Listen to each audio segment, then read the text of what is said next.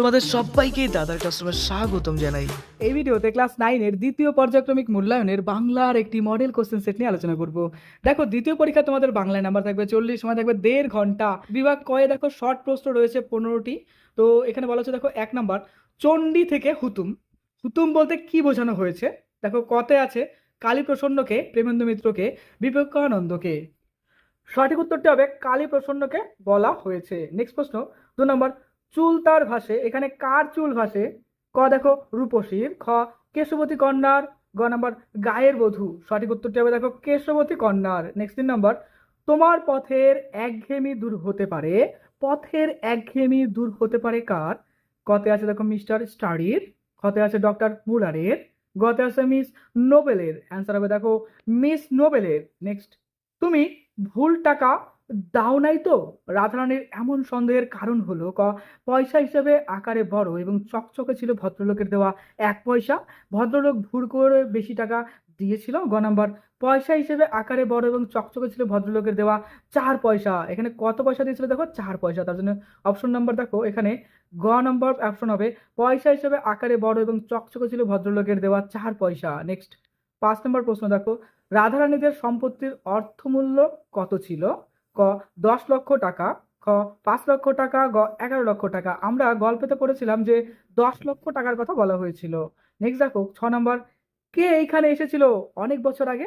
এখানে কিসের আসার কথা বলা হয়েছে? এখানে অ্যান্সার হবে দেখো আবহমান কবিতা অনুসারে এইখানে বলতে শৈশবের গ্রামের কথা বলা হয়েছে। নেক্সট প্রশ্ন, রাধারানী কাঁদিতে কাঁদিতে বাড়ি ফিরলো কেন?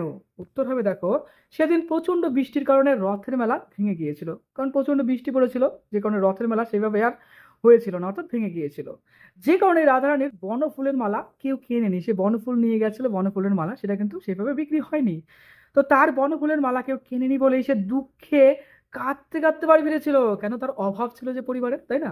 নেক্সট 4 নম্বর, দক্ষিণাঞ্চলেই তো সর্বদা আগুনের হালকা চলছে। এখানে দক্ষিণাঞ্চল বলতে লেখক কি বুঝিয়েছেন? অ্যান্সার দেখো হবে স্বামী বিবেকানন্দের লেখা চিঠি গল্পে দক্ষিণাঞ্চল বলতে ভারতবর্ষের দক্ষিণের রাজ্যগুলির কথা বলা হয়েছে। কোন রাজ্যগুলি বলতো? যেরকম আছে ধরো ধরো কর্ণাটক, তামিলনাড়ু, কেরল, তাই না, অন্ধ্রপ্রদেশ, এই রাজ্যগুলো। আবহমান কবিতাটি কোন কাব্যগ্রন্থ থেকে নেওয়া হয়েছে? অ্যান্সার হবে দেখো অন্ধকার বারান্দা নামক কাব্যগ্রন্থ থেকে নেওয়া হয়েছে। নেক্সট 10 নম্বর, নেবে না তার যন্ত্রণা, এখানে কোন যন্ত্রণার কথা বলা হয়েছে? উত্তর হবে দেখো এখানে কবি নীরেন্দ্রনাথ চক্রবর্তী তার মাতৃভূমি থেকে বিচ্ছিন্ন হওয়ার যন্ত্রণার কথা বলেছেন।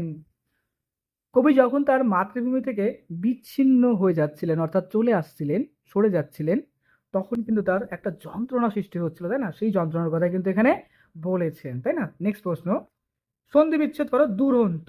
কি হবে দেখো বিসর্গ যোগে প্লাস কি হবে অন্ত, দুরন্ত। নেক্সট, একটি প্রযোজক ক্রিয়ার উদাহরণ দাও। যখন অন্য কেউ কিছু করাবে সেটাই কিন্তু প্রযোজক ক্রিয়ার মধ্যে পড়ে। সিম্পল কনসেপ্ট এটাই। দেখো উত্তর হবে মা শিশুকে চাঁদ দেখায়, তার মানে শিশু চাঁদ দেখছে কার দ্বারা? মায়ের দ্বারা, তাই না? নেক্সট দেখো, অতি দ্রুত চলো।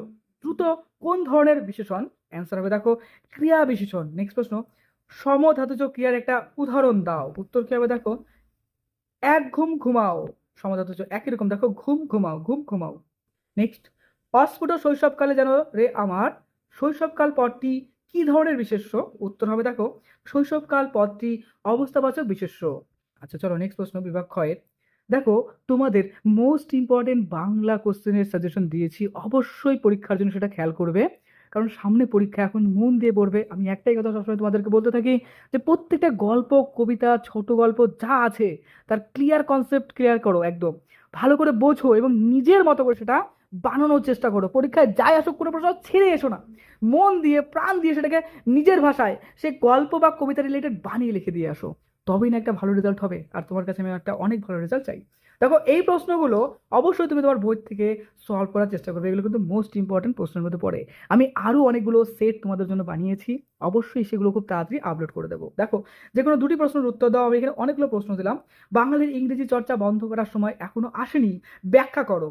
এর মাঝেই বাংলার প্রাণ তাৎপর্য বিশ্লেষণ করো। নেক্সট, ফুরায় না সে এক গুয়েটার দুরন্ত পিপাসা, এমন বলার কারণ কি?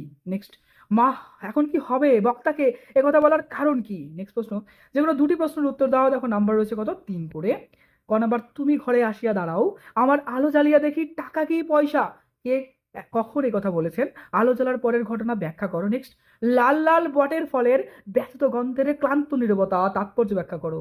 গ নাম্বার, তোমাকে একটু সাবধান করা দরকার। কাকে কেন সাবধান করা দরকার, কি বিষয়ে সাবধান করা দরকার। নেক্সট, মরদ কা বাত হাতি কা দাঁত প্রাসঙ্গিকতা বিশ্লেষণ করো। নেক্সট 3 নাম্বার দেখো, যে কোনো একটি প্রশ্নের উত্তর দাও। নাম্বার হচ্ছে 5। ক নাম্বার, বাঙালির সর্বশ্রেষ্ঠ সাহিত্য দৃষ্টিতার পদাবলী কীর্তনে কোন প্রসঙ্গে লেখক এই উক্তি করেছেন। দেখো প্রত্যেকটা প্রশ্ন ইম্পর্টেন্ট, কোনো প্রশ্নই ছিল না, ভালো করে প্র্যাকটিস করো। খ নম্বর, আবহমান কবিতার নামকরণের সার্থকতা লেখো। এই প্রশ্নটা তোমার উদ্দেশ্য এটাই, আবহমান কবিতা সংক্রান্ত তুমি যদি নামকরণটা ভালো করে পড়ে নাও, তাহলে এটার সম্পর্কে তোমার যথেষ্ট একটা নলেজ হয়ে যাবে, পরীক্ষায় যায় আসুক সেটা রিলেটেড বানিয়ে বানিয়ে লিখতে পারবে। তার জন্য অবশ্যই কবিতার লাইনগুলো তোমাকে চিনতে হবে, ঠিক তো? তো কবিতার লাইনগুলো ভালোভাবে চেনো, বিষয়বস্তু ভালো করে জানো, তারপর বিন্দাস মনের আবেগ দিয়ে সেটা রিলেটেড লিখে দিয়ে আসো, দেখো পরীক্ষা ভালো হবেই হবে। নেক্সট দেখো, যে কোনো একটি প্রশ্নের উত্তর দাও। দেখো 5 নম্বর রয়েছে, শয়তান পাখি কিন্তু কি অসামান্য তার বুদ্ধি ব্যাখ্যা করো। অন্য প্রাণীর তুলনায় পাখির ক্ষমতা আরো বেশি কেন। করভাস গল্পের পাখিটির বৈশিষ্ট্যগুলো আলোচনা করো। করভাস গল্পের চিলিয়ান জাদুকরের পরিচয় দাও। করভাসের মানব সুলভ বুদ্ধির পরিচয় দাও। One of the most most important প্রশ্ন। দেখো এখানকার কোনো প্রশ্নটাই আমি বলবো ছেড়ো না, এখানকার ম্যাক্সিমাম প্রশ্ন কিন্তু ইম্পর্টেন্ট, কোনো প্রশ্ন ছিল না। এখান থেকে কিন্তু কমন পাওয়ার চান্স অত্যাধিক বেশি। প্রত্যেকটা প্রশ্ন ভালো করে প্রিপারেশন রাখো, কারণ করভাসের যতগুলো মোস্ট ইম্পর্টেন্ট প্রশ্ন ছিল আমি সবগুলো প্রশ্ন এখানে দিয়ে দিলাম। চলো দেখো নেক্সট প্রশ্ন বিভাগ গতে রয়েছে ভাবার্থ লেখো। এখানে যে কোনো একটি প্রশ্নের উত্তর দিতে হবে, 5 নাম্বার থাকবে। ভাবার্থ বলতে এখানে দেখো বলছে, নদী কবু পান নাহি করে নিজ জল, তত্ত্বক্ষণ নাহি খায় নিজ নিজ ফল, গাভী কবু নাহি করে নিজ দুগ্ধ পান, কাষ্ঠবন্ধ দগ্ধ হয়ে ওপরে অন্নদান, স্বর্ণ করে নিজ রূপে অপরের শোভিত, বংশী করে নিজ স্বরে অপরের মোহিত, শস্য জন্মাইয়া নাহি খায়, জল ধরে সাধুর ঐশ্বর্য শুধু পরিহিত তরে। মানে কেউ কিন্তু নিজের জন্য কিছু করছে না, সবই কিন্তু আমাদের দেশ, আমাদের সমাজ, আমাদের বিশ্ব ব্রহ্মাণ্ডের জন্য করে যাচ্ছে, শুধুমাত্র পরের জন্য, তাই না? সারাংশ লেখো। ভারতবর্ষ বলতে দুঃখ দারিদ্র নিমজ্জিত একটি দেশকে বোঝায়। গান্ধীজির মধ্যে এই দেশের নিরন্ন মানুষকে আমরা প্রত্যক্ষ করি, কিন্তু সহস্র মানুষের দুর্গতিকে পরম শত্রু বিবেচনা করে তার বিনাশ করাই আমাদের সাধনা হওয়া উচিত। অর্থাৎ আমাদের দেশে যে দারিদ্র, যে দুঃখ কষ্টগুলো রয়েছে, সেগুলো দূর করাই কিন্তু আমাদের মেন কাজ হওয়া উচিত। কারণ আমরা প্রত্যেকটা লোকই আমাদের দেশকে নিজের থেকেও বেশি, নিজের জীবন থেকে বেশি, নিজের প্রাণ থেকেও বেশি ভালোবাসি। তাই সেই দেশের উন্নতির জন্য নিজেকে নিয়োজিত করাই কিন্তু লাইফ বা জীবন হওয়া দরকার, তাই না? এরপরে আরো কিছু সুন্দর মডেল কোশ্চেন সেট নিয়ে আসবো, অবশ্যই মন দিয়ে পড়াশোনা করো। দাদার ক্লাস নতুন হলে অবশ্যই সাবস্ক্রাইব করে দিও, আর খুব ভালো থেকো।